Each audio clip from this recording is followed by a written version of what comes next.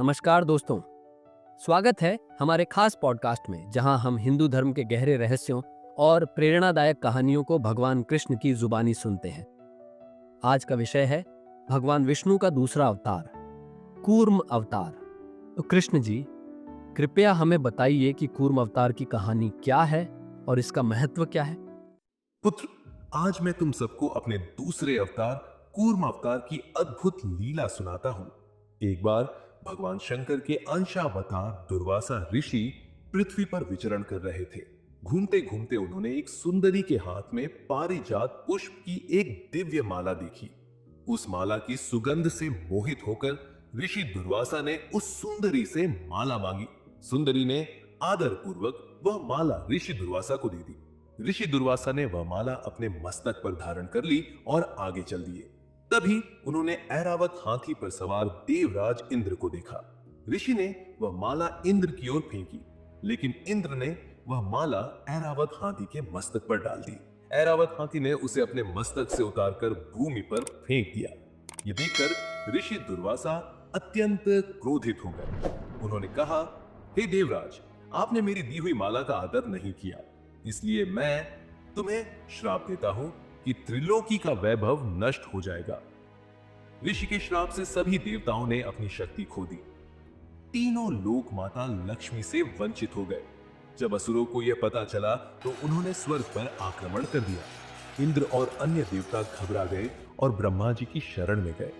ब्रह्मा जी ने कहा, तुम सब भगवान विष्णु की शरण में जाओ। मैंने देवताओं से कहा, तुम्हें अमृत प्राप्त करना होगा, इसके लिए समुद्र मंथन करना होगा। देवताओं को असुरों के साथ मिलकर यह कार्य करना पड़ेगा। देवराज इंद्र असुरों के पास गए और उन्हें अमृत का लोभ देकर मंथन के लिए मना लिया। मैंने समझाया कि मंदराचल पर्वत को मथानी और वासुकी नाग को रस्सी के रूप में उपयोग करना होगा। देवता और असुर तैयार हो गए, लेकिन जैसे ही मंथन शुरू हुआ, मंदराचल पर्वत समुद्र में डूबने लगा। मैंने तुरंत कछुए का रूप धारण किया, कूर्म अवतार। मैंने अपनी विशाल पीठ पर मंदराचल पर्वत को स्थिर किया। मंथन शुरू हुआ। सबसे पहले हलाहल विष निकला। ये विष इतना भयानक था कि सृष्टि संकट में पड़ गई। तब भगवान शिव ने इसे अपने कंठ में धारण किया और नीलकंठ कहलाए।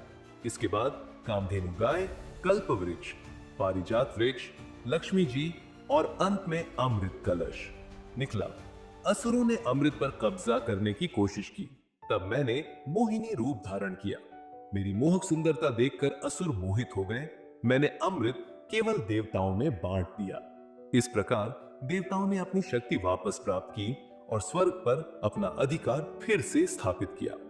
वाह प्रभु, यह लीला न केवल अद्भुत है बल्कि हमें यह सिखाती है कि धैर्य, सहयोग और धर्म के मार्ग पर चलकर किसी भी चुनौती को पार किया जा सकता है।